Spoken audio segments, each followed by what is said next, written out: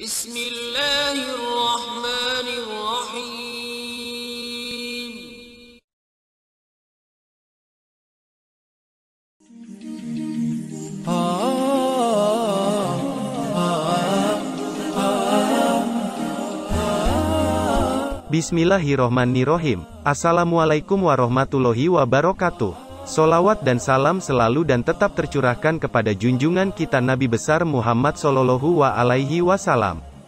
Harapan dan doa saya, semoga saudaraku semuanya selalu diberikan kesehatan, dilapangkan rezekinya, diampuni dosa-dosanya dan dipanjangkan umurnya. Amin, ya Rabbal Alamin. Sahabat beriman yang dirahmati Allah, sebagai orang muslim kita harus yakin bahwa tidak ada satupun ciptaan Allah subhanahu wa ta'ala yang sia-sia, meski mungkin saja belum tersingkap sama sekali apa manfaat dan kegunaannya. Setiap makhluk di semesta ini punya tugas masing-masing, bahkan setiap partikel terkecil di kosmos ini punya fungsi tersendiri. Artinya tidak ada makhluk di alam ini kecuali punya misi yang sedang mereka jalani. Lalu bagaimana dengan nyamuk? Mengapa harus hadir di dalam kehidupan ini? Keberadaan nyamuk di dunia sangat dinanti-nanti oleh pemangsa banyak binatang yang hidupnya bergantung pada nyamuk. Jika tidak ada nyamuk bisa jadi mereka mati kelaparan, padahal para pemangsa nyamuk juga merupakan hidangan yang lezat bagi hewan-hewan yang lain yang lebih tinggi tingkatannya.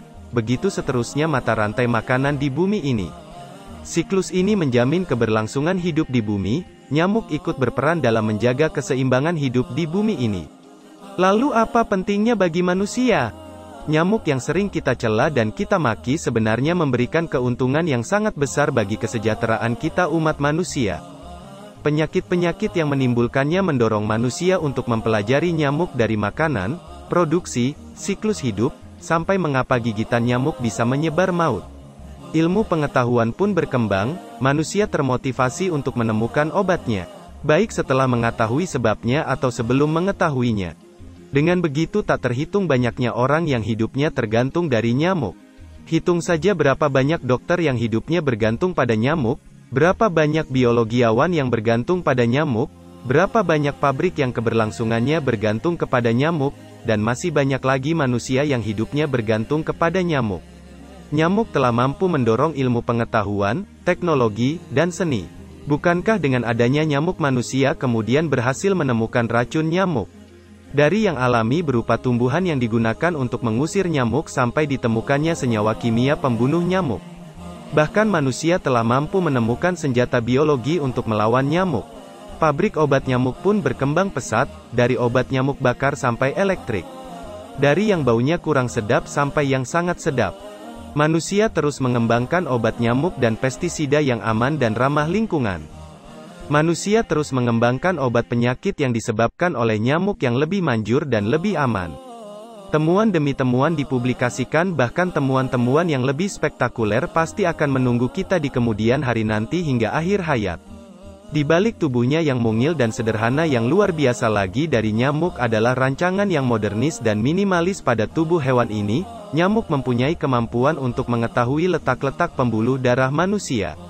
Nyamuk dibekali semacam alat pendeteksi panas yang bekerja seperti inframerah yang berfungsi memantulkan warna kulit manusia pada kegelapan menjadi warna ungu hingga terlihat olehnya.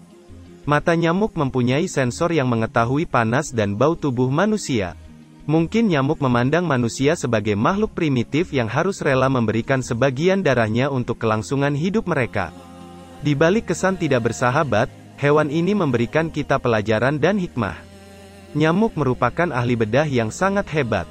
Manusia baru mengenal teknik pembedahan modern mungkin baru 1 atau 2 abad yang lalu, sedangkan nyamuk sejak ribuan atau jutaan tahun yang lalu telah mengenal teknik pembedahan modern.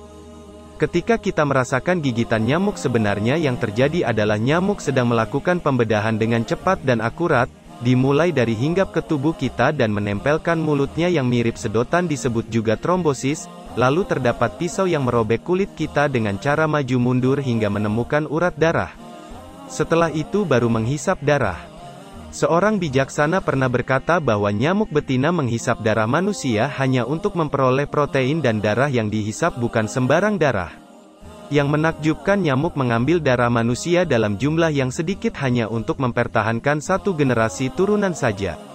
Nyamuk yang mungil itu sadar bahwa keserakahan justru akan merugikan dirinya, perut membesar dan membuatnya sulit terbang, kelincahan pun kurang hingga mudah tertangkap oleh mangsanya.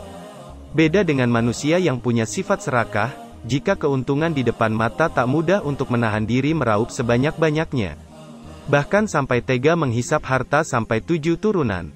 Lihatlah nyamuk yang menghisap darah kita hanya nyamuk betina.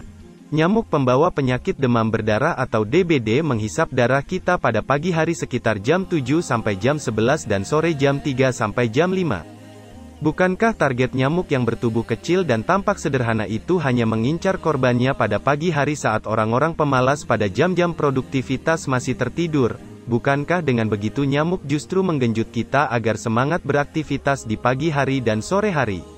Maha benar Allah Subhanahu wa Ta'ala dalam firman-Nya, sesungguhnya Allah tiada segan membuat perumpamaan berupa nyamuk atau yang lebih rendah dari itu. Adapun orang-orang yang beriman maka mereka yang yakin bahwa perumpamaan itu benar dari Tuhan mereka.